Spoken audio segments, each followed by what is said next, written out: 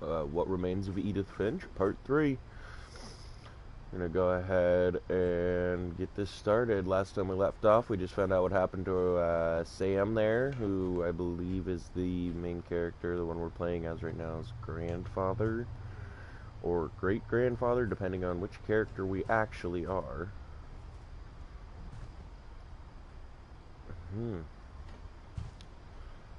Shall we continue? Before we go through that way, I just want to see if there's anything else in here that we should look at.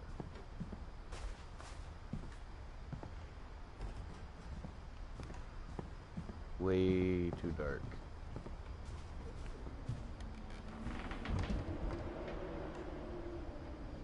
Airline ticket. Okay. Okay. Well, there's a wall.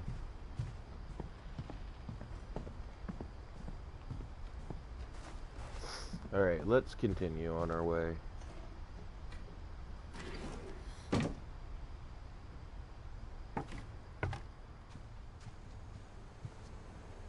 This is cool.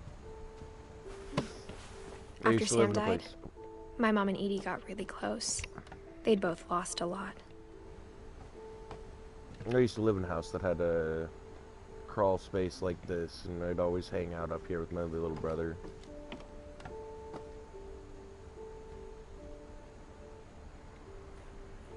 Finch control.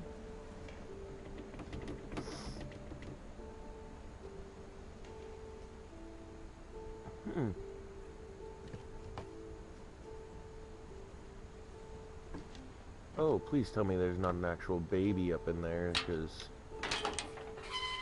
that's creepy.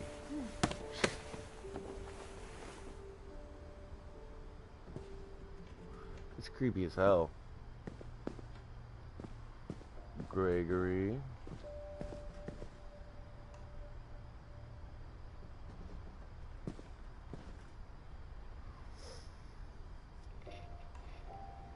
No playing outside without permission, no answering door for strangers, no messes after dark, all chores before dark, and respect others.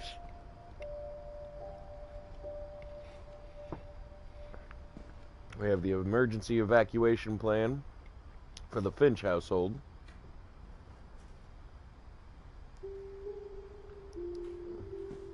Alright. Well, would you look at that? I can't imagine my mom ever writing poetry, and yet...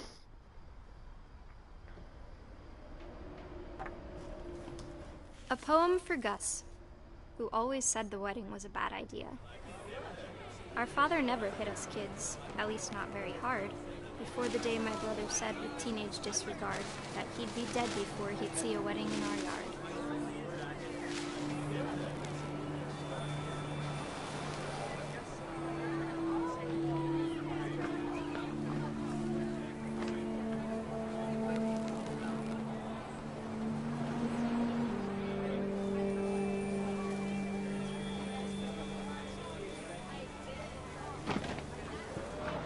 Father made him come, of course, but Gus stood far apart, just flew his kite and bottled up the storm inside his heart.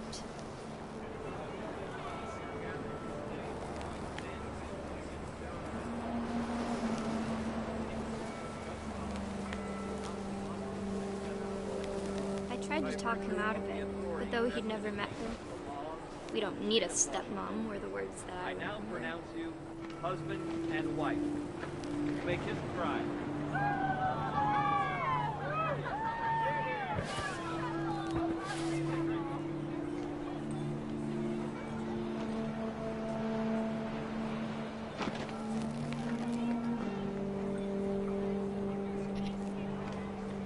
Okay. Where's the next set? Oh.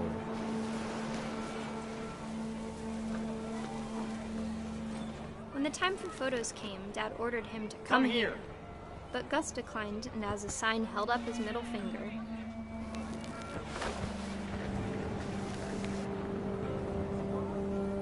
Ha! Wow.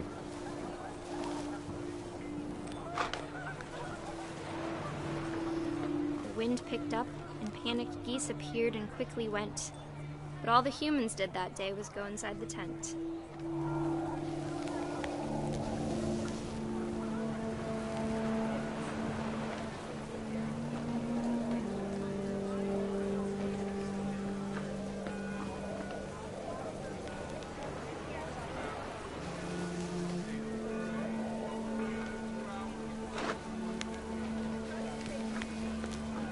Is that the tent?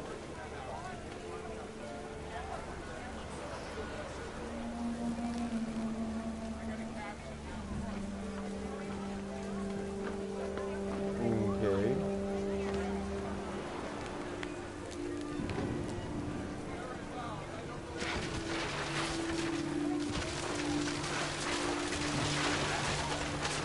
The rain came down in buckets then, but no one seemed afraid that nature might destroy the tent our dad had crudely made.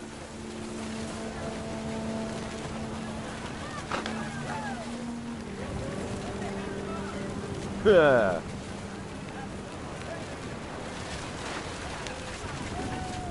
The thunder sounded much too close and full of angry power. But all my father said to this was, "Make the music louder."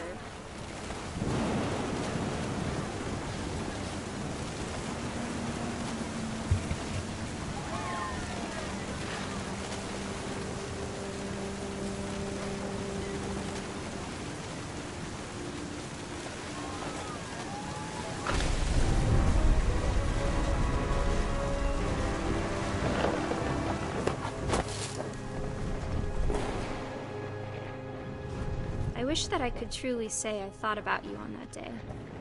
Out there on the beach alone, just you, the wind, the sea, and foam. But I didn't. Until we found you.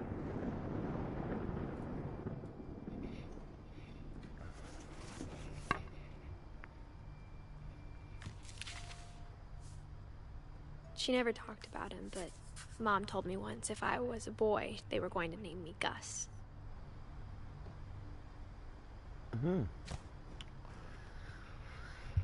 So everyone in this family just dies.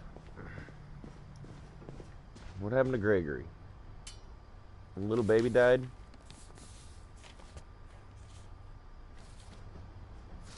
Dear Kay, do you remember the way Gregory used to laugh when he thought he was alone? Like something funny was happening, but only he could see it. I think he saw things the rest of us don't.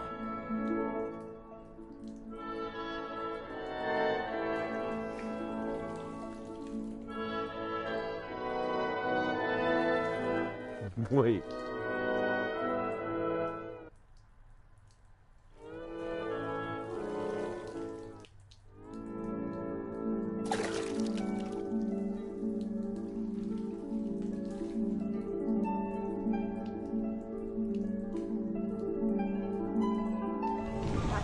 Gregory, it's time to... Hold on, sweetie.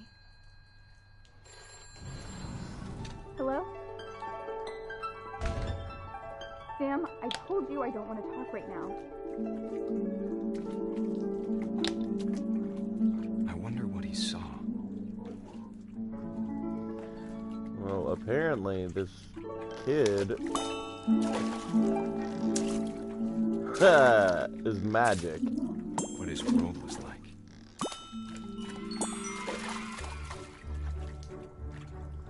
He reminded me so much of Calvin. Lost in his imagination.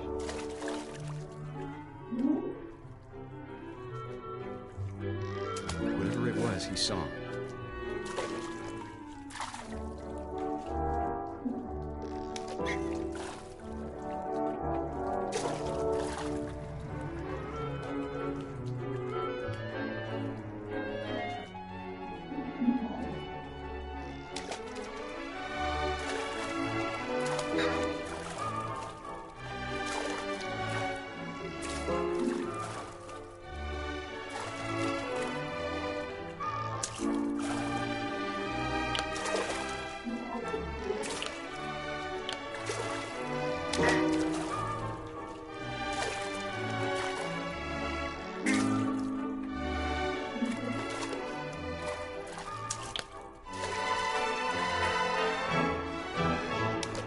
I don't know what I'm supposed to do here, guys. Oh, excuse me.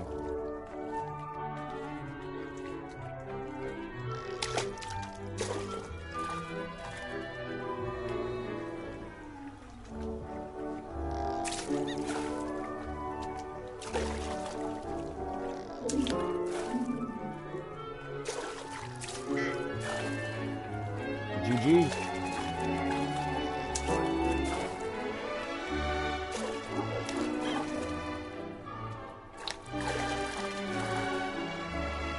Ah!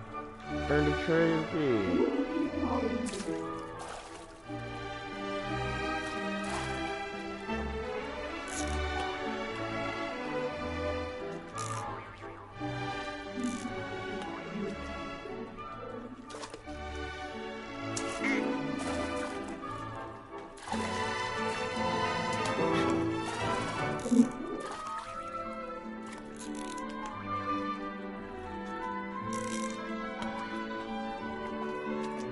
It sure made him happy.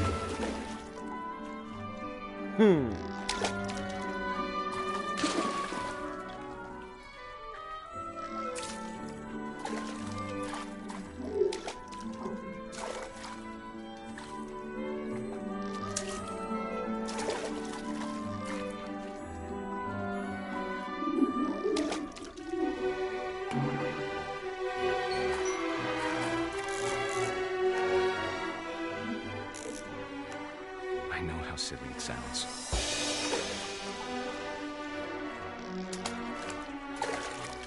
That I worried about a baby being too happy. But I could feel him slipping away. Sorry about that, Gregory.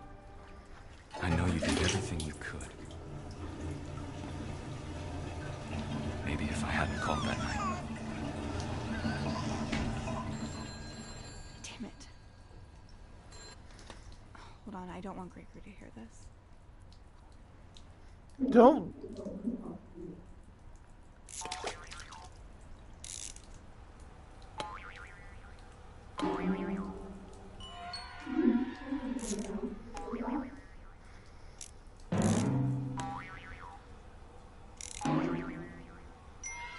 I wish he could have told us about the world he saw. There's seriously something wrong with this game. There's so much I don't understand about Gregory, about everything.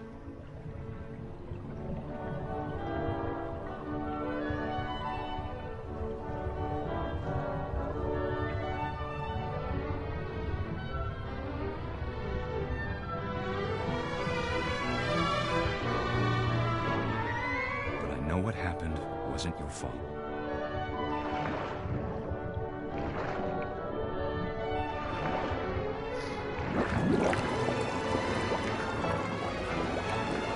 I'm sure he's happy. And he'd want you to be happy too. Good luck, Kay. Love, Sam.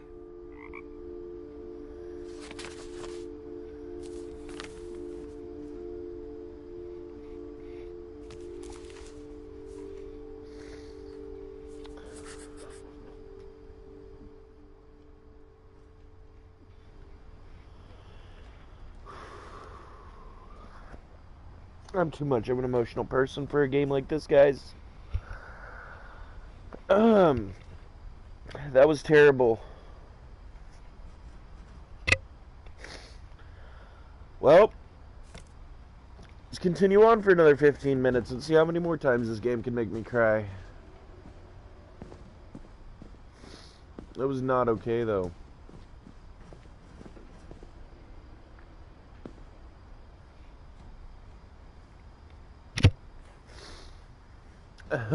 Be a baby. Oh, shit, that was bad. My mom moved up to the loft after her brothers died. At the time, it was as far away as she could get.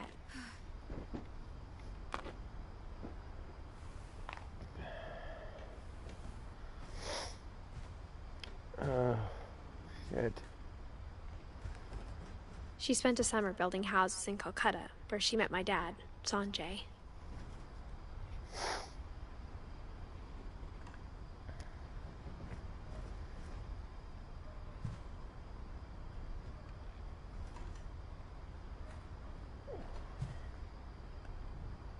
My mom moved to India a week after graduation and got a job teaching English. Louis was born a year later.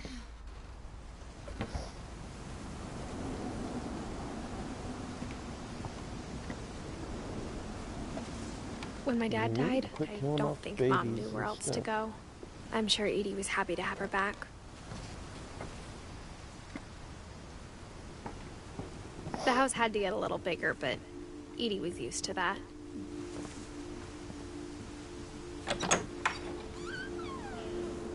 And for a while, things were good. Almost normal. But it didn't last. They did their own schooling up here.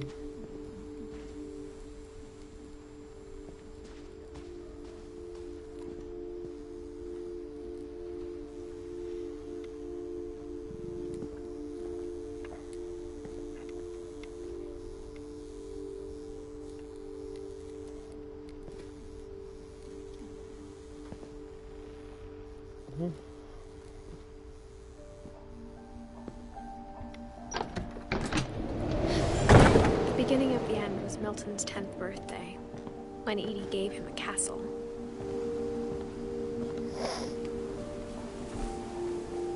After Milton disappeared, the only thing he left behind was a room full of paintings.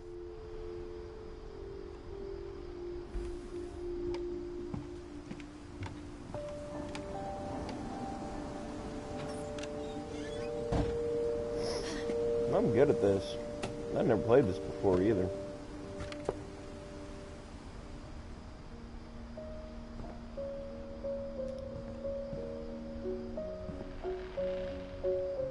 Oh, wow.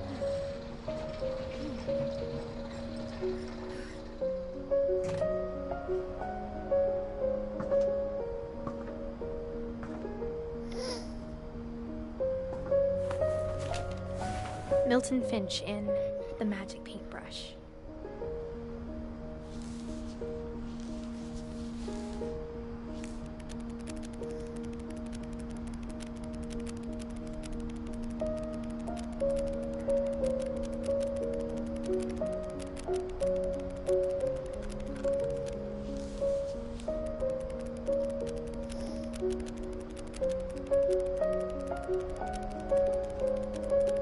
So we found a magic paintbrush and just...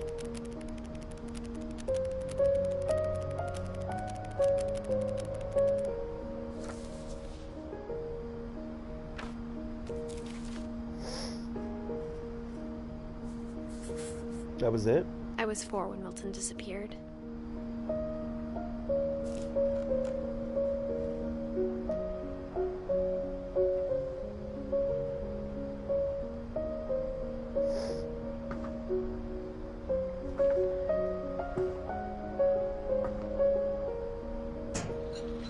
Mom spent months searching for my brother. Then she sealed the doors.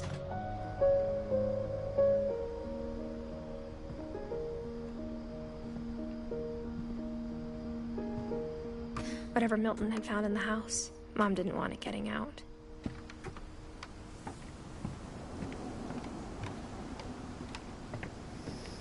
One of those games I fully expect to walk around like that and everything's changed into something else.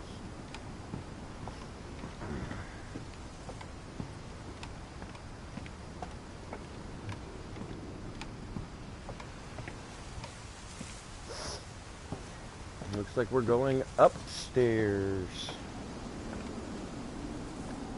Mom definitely blamed Edie, but I think Louis blamed himself. After he graduated, he just spent more and more time in his room. Until Mom got him a job at the cannery. Everyone always told me to stay out of Louis's room. Huh. Except Louis. Well, I bet you saw what I saw right there. Looks like Lewis might have been the black sheep of the family. Or black light. Sorry, I'll see myself out. Lewis's room smelled very, very familiar. That part of him lived on. Marijuana. There's a pipe, there's a hookah. And Theodore's quality cigars. Rolling some blunts up in here, some blizzunts. Some blitty blunts. I don't know. Blitzens and blunts. Okay. What the heck is that? Dear Mrs. Finch, as Lewis's psychiatrist, I can understand your desire for an explanation.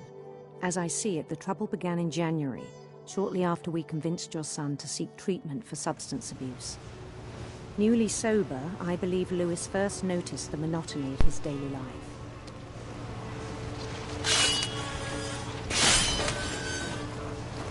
He kept working at the cannery. But he withdrew part of himself. In our sessions, I saw the same behavior. His mind began to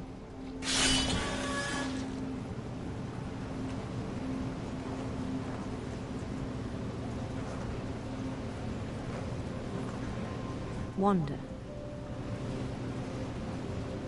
I asked him to describe it. He said he started small, imagining a labyrinth.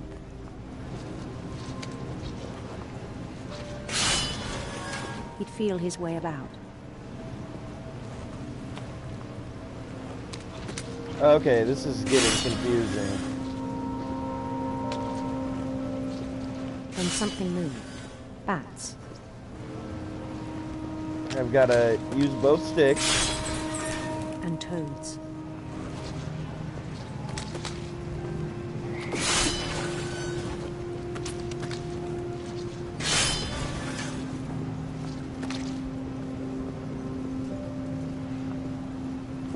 And things that have not names.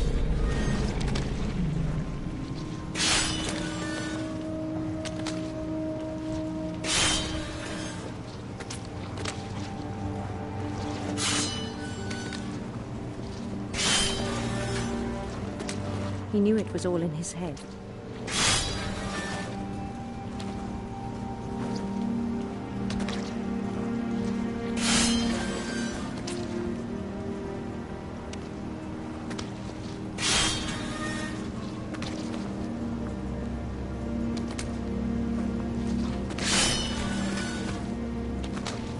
But he took it very seriously. I had hoped he'd find himself.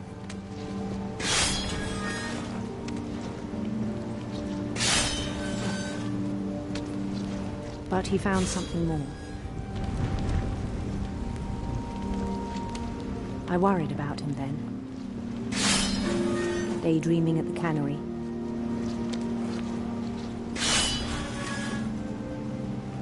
I spoke with his boss.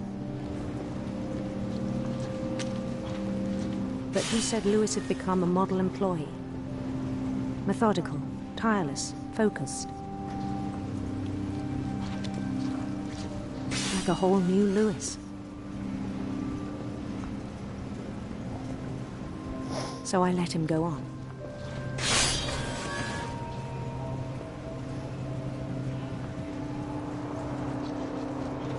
I even encouraged him. It seemed very promising at first.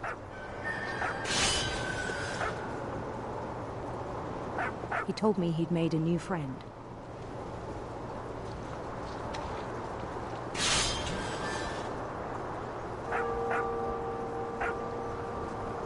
On the edge of a city he named Lewis Topia.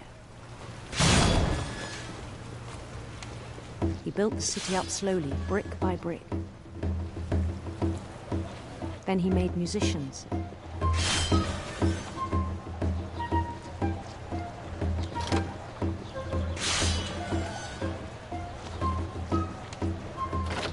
songs for them to play.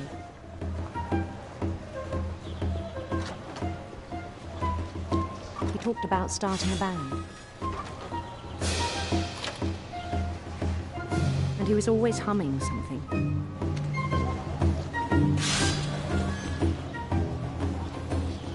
Every day his imagination grew stronger.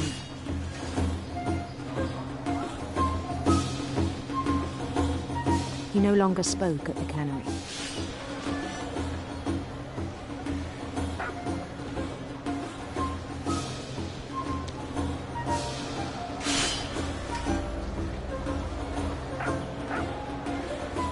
But his chopping was as reliable as ever. Then one day it struck him that all the cheering crowds, even the stones under his feet, were all in his imagination. So he could do whatever he wished.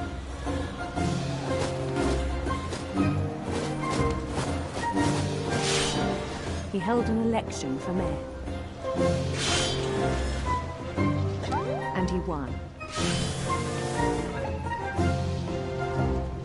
They begged him to stay, but his mind was already wandering. It became a game for him.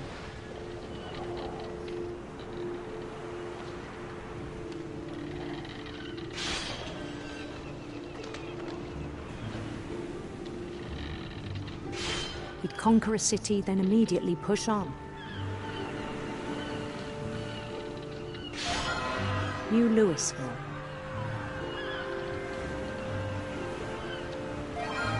St. Louis.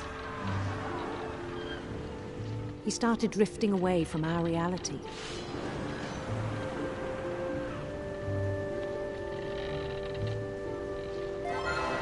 Minneapolis, until one day he forgot to go home from the cannery. Minneapolis? Even as his mother pleaded with him, part of Louis kept sailing on.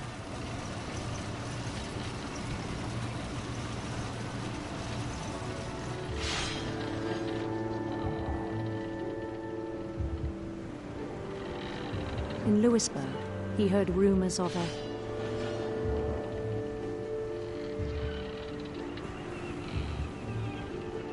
handsome queen.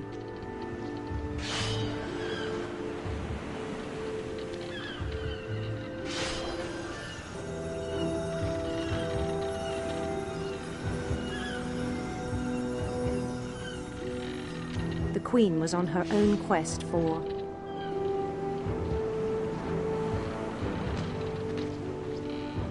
sinister serpents.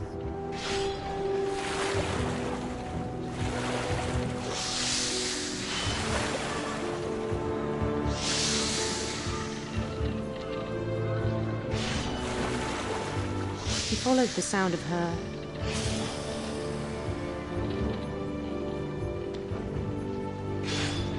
electric sitar.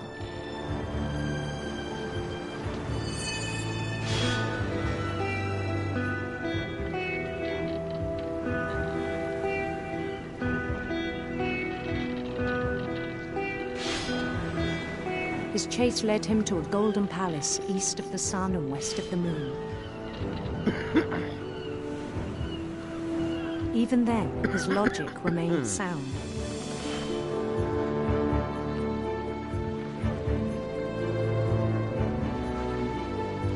He knew the world was all in his imagination.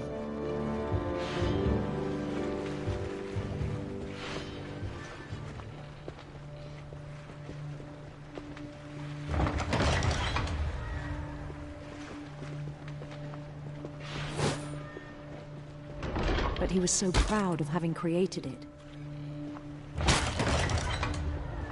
In his own eyes, he'd become something greater than a king.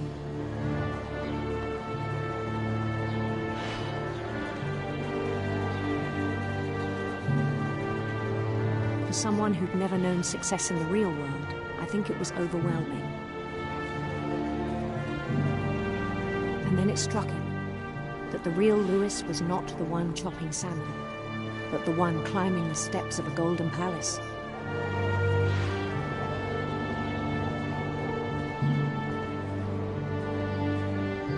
My imagination is as real as my body, he told me. It was hard to argue with him.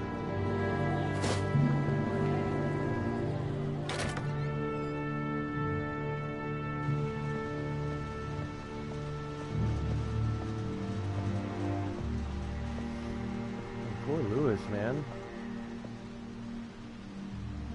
Legalize marijuana. Bet you this is Lewis's locker. That's Began to forget the world we know.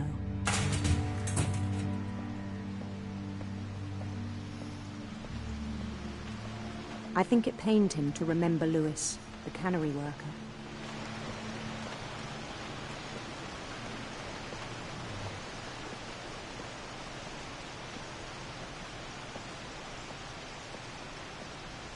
He began to despise the man with a royal contempt.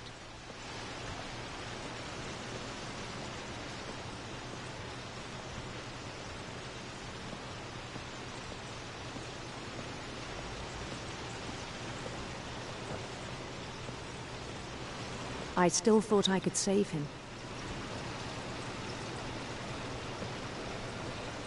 Even after he said he was being crowned king over all the lands of wonder.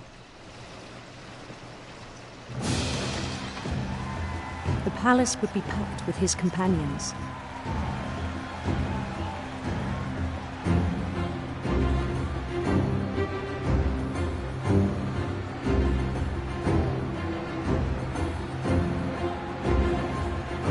Including the wise Calico who had insisted on inviting him.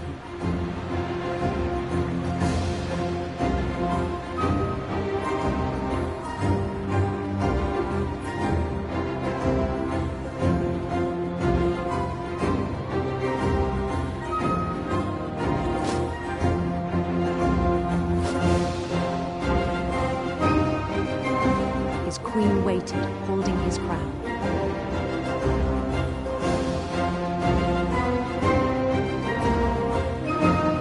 There was only one thing left to do.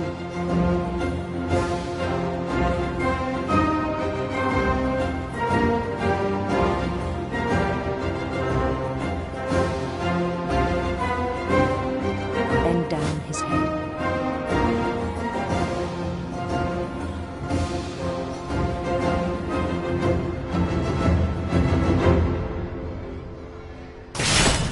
And the rest I think you know. Mrs. Finch, your son was a kind man who will be missed by all of us who knew him.